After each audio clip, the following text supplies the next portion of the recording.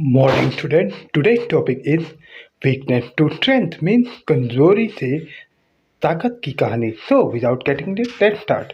A 10-year-old boy decided to study judo despite the fact that he had lost his left arm. एक 10 साल का बच्चा ये निश्चित करता है कि वो अब अपनी पढ़ाई लिखाई छोड़ के जूडो में जाएगा, ये जानते हुए भी कि उसने अपने बाएं हाथ को खो दिया है एक भयंकर कार एक्सीडेंट में. उस लड़के ने सब कुछ भुलाकर अपने जूडो के क्लास लेना शुरू कर दिया एक जापानीज जूडो मास्टर से, जो कि बहुत बूढ़े हो चुके थे. The boy was doing well, और वह लड़का बहुत अच्छा कर रहा था. सो ही कुडंट अंडरस्टैंड व्हाई, लेकिन वह समझ नहीं सका कि क्यों. After 3 months of training the master had taught him only one move.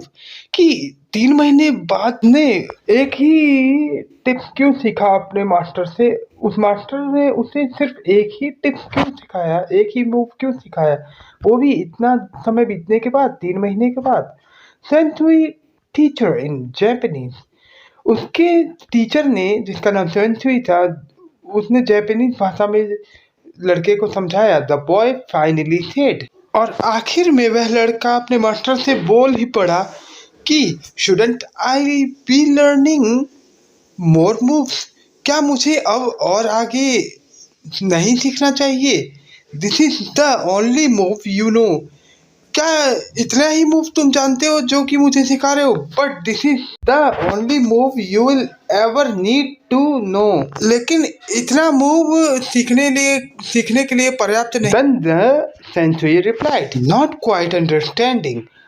आप बिल्कुल नहीं समझे, but believing in his teacher, लेकिन तुम मुझ पर विश्वास रखो. द बॉय केप्ट ट्रेनिंग, और वह आगे सीखता रहा. सेवरल मंथ लेटर, कई महीनों बाद, the sensei took the boy to his first tournament.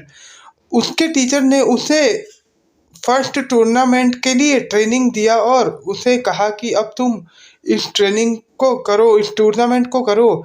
Surprising himself, और उसने उसे आश्चर्यचकित करते हुए, the boy easily won his first 2 matches.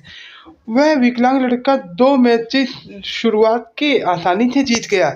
The third match proved to be more difficult, और उस लड़के का तीसरा मैच बहुत ही ज़्यादा मुश्किल साबित होने जा रहा था. बट आफ्टर सम टाइम्स, लेकिन कुछ समय बाद, his opponent became impatient and charged.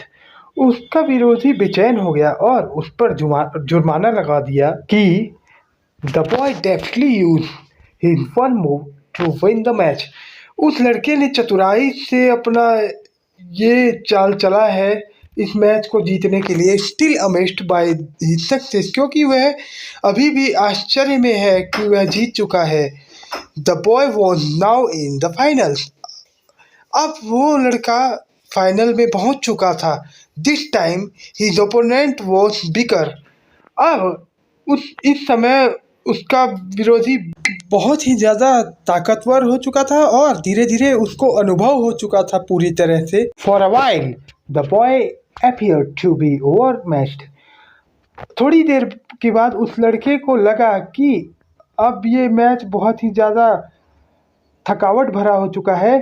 Concerned that the boy might get hurt, और उसे लगा कि वह लड़का शायद अंदर ही अंदर निराश हो रहा होगा. The referee called a time out.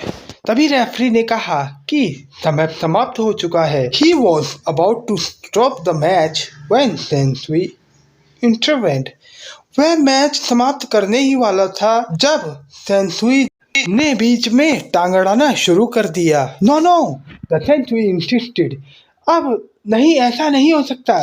Sansui ने जिद करना शुरू कर दिया. Let him continue. उसको अभी खेलने दो, लगातार करने दो. Soon after the match resumed. जैसे ही आगे बीच में मैच चलता रहा, his opponent made a critical mistake. उसके प्रतिद्वंदी ने, जिसके साथ वह मैच खेल रहा था, उसने एक गंभीर गलती कर दी. उसकी गलती ये थी कि उसने अपने ही रक्षक को गिरा दिया. Instantly the boy used his move to pin him. तभी अचानक उस लड़के ने उसको एक मौका पाया और उसको पिन कर लिया, अपनी तरफ खींच लिया। The boy had won the match and the tournament. अब उस लड़के ने पूरी तरह से उस मैच को और साथ ही साथ पूरे मैच को आसानी से जीत लिया था। He was the champion on the way. उस लड़के ने करीब करीब मैच को जीत ही लिया था। The boy and the sensei reviewed every move in each and every match. उसके बाद सेंसेई ने और उस लड़के ने हर मैच में हर चालों की समीक्षा की, पिछले सभी मैचों को जांचा और देखा कि कोई किसी ने गलती तो नहीं की है।